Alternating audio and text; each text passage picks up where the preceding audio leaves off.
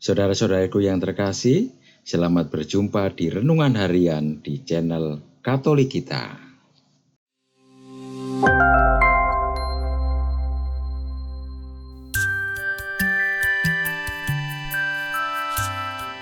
Hari ini, Jumat, 16 Agustus 2024, Pekan Biasa ke-19. Bacaan pertama.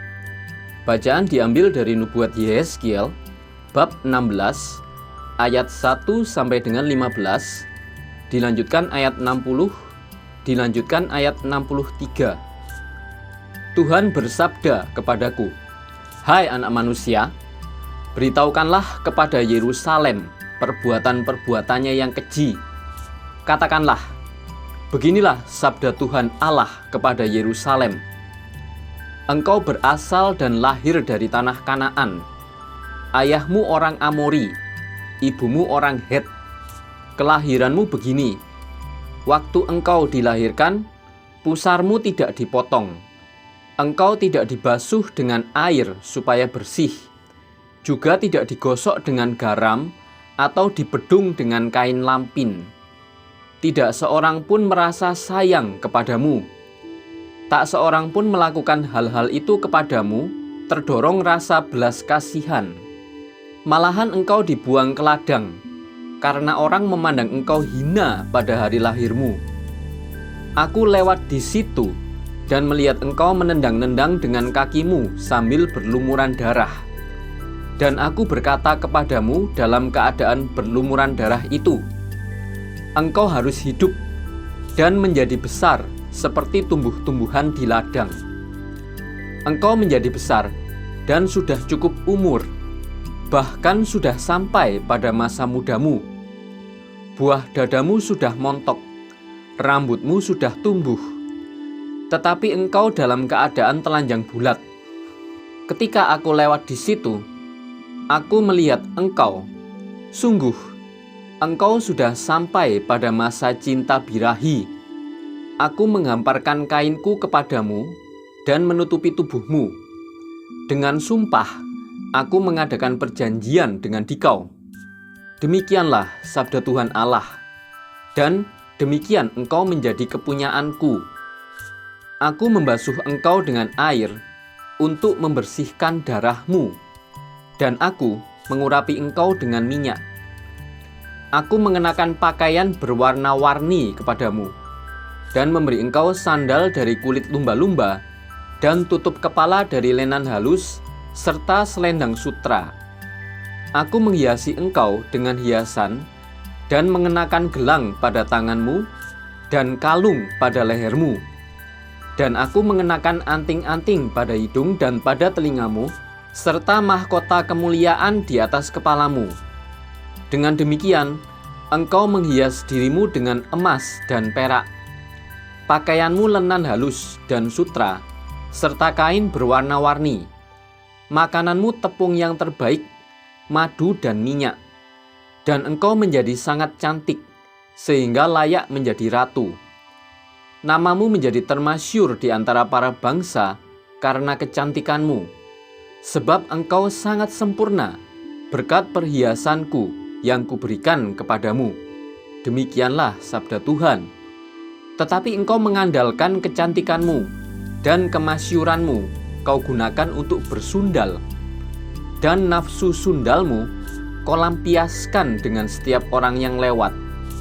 Meskipun demikian, aku akan mengingat perjanjianku denganmu pada masa mudamu, dan aku akan meneguhkan bagimu perjanjian yang kekal. Dengan demikian, engkau akan teringat-ingat akan masa lampau dan merasa malu. Karena nodamu itu, mulutmu terkatup sama sekali, waktu aku mengampuni segala sesuatu yang telah kau lakukan. Demikianlah sabda Tuhan. Syukur kepada Allah. Bacaan diambil dari Injil Matius, bab 19, ayat 3 sampai dengan ayat 12. Pada suatu hari, datanglah orang-orang Farisi kepada Yesus untuk mencobai dia.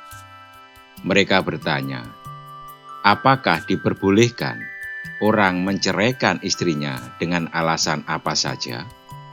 Jawab Yesus, "Tidakkah kamu baca bahwa Ia yang menciptakan manusia sejak semula, menjadikan mereka laki-laki dan perempuan, dan berfirman, 'Karena itu, laki-laki akan meninggalkan ayah dan ibunya, dan bersatu dengan istrinya, sehingga keduanya itu menjadi satu daging.' Demikianlah mereka bukan lagi dua, melainkan satu. Karena itu, apa yang telah dipersatukan Allah tidak boleh diceraikan manusia." Kata mereka kepadanya, "Jika demikian, apakah sebabnya Musa memerintahkan untuk memberikan surat cerai jika menceraikan istrinya?" Kata Yesus kepada mereka, "Karena kekerasan hatimu, Musa mengizinkan kamu menceraikan istrimu. Tetapi sejak semula tidaklah demikian. Namun aku berkata kepadamu, siapa saja menceraikan istrinya kecuali karena zina, lalu kawin dengan perempuan lain, ia berzina." Murid-murid itu berkata kepadanya, "Jika demikian halnya, hubungan antara suami dan istri lebih baik tidak kawin." Akan tetapi ia berkata kepada mereka, "Tidak semua orang dapat menerima perkataan itu, kecuali mereka yang dikaruniai. Ada orang yang tidak dapat kawin karena ia lahir demikian dari rahim ibunya, dan ada orang yang dijadikan demikian oleh orang lain, dan ada orang yang memberi dirinya demikian karena kerajaan surga. Siapa yang dapat menerima, hendaklah ia menerima." Demikianlah sabda Tuhan. Terpujilah Kristus. Saudara-saudariku yang terkasih, pengajaran Yesus dalam Injil hari ini bermula dari pertanyaan kaum Farisi yang berusaha mencobai Dia. Pasalnya, popularitas Yesus sangat mencemaskan mereka. Karena itu ia harus dijatuhkan dengan mengajukan pertanyaan-pertanyaan sulit. Menjawab pertanyaan apakah orang boleh menceraikan istrinya, Yesus dapat segera menunjuk pada kisah penciptaan dalam kitab Kejadian, di mana Allah menciptakan manusia sebagai laki-laki dan perempuan. Ketika usia cukup dewasa, seorang laki-laki akan bersatu dengan seorang perempuan, sehingga keduanya menjadi satu daging. Itulah yang dikehendaki Allah sejak awal mula.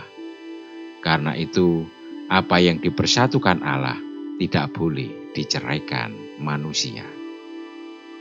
Bersatunya laki-laki dan perempuan sebagai suami istri diyakini sebagai campur tangan Allah secara langsung. Tidak seorang pun berhak memisahkan ikatan itu, baik suami, istri, maupun pihak ketiga. Para pengikut Yesus dewasa ini pasti merasakan hal yang sama apabila kita hidup pada zaman di mana perceraian seolah-olah lumrah. Perhatikan saja acara-acara atau berita-berita tentang para artis yang seringkali menyajikan informasi tentang perceraian. Tentu ada banyak alasan yang membuat mereka bercerai. Namun yang sungguh menyakitkan adalah mereka sering mengatakan bahwa perceraian mereka merupakan kehendak yang di atas. Injil hari ini menyadarkan kita bahwa yang di atas tidak pernah menghendaki perceraian. Jangan mempersalahkan Dia atas sesuatu yang sebenarnya merupakan kesalahan kita. Perkawinan merupakan hal yang serius, karena menurut komitmen dan kesetiaan dari kedua belah pihak. Pada prinsipnya, segenap hidup manusia harus dipersembahkan sepenuhnya demi kemuliaan Allah. Marilah kita berdoa. Yesus, bimbinglah keluarga-keluarga agar setia dengan perkawinan mereka. Amin. Saudara-saudariku yang terkasih, terima kasih atas kebersamaannya di dalam renungan harian ini. Kita akan berjumpa kembali di renungan harian berikutnya. Berkah dalam.